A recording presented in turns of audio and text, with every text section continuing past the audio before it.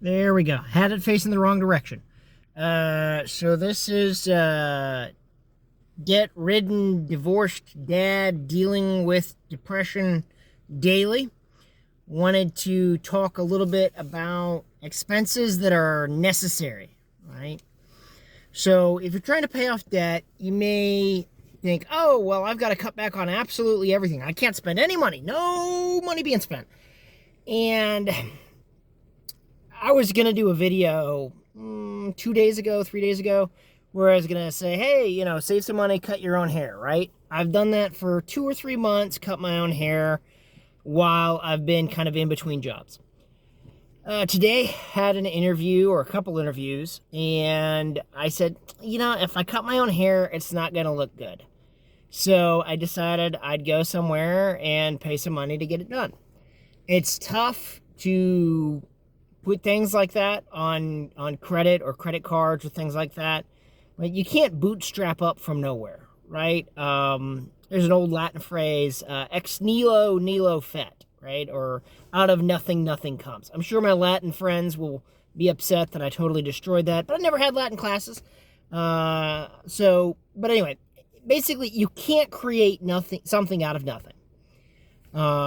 So you've got to be able to have an income to pay off debt, and you've got to have a steady income to pay off debt. It's hard to, I've been doing all sorts of side hustles, and I've been paying off some debt, and I think you've got to kind of see your victory. So a little pat on the back to me for paying off some debt while I've been in between jobs, but, count your wins, but also don't get so extreme that you stop yourself from being able to get into a better position overall, right?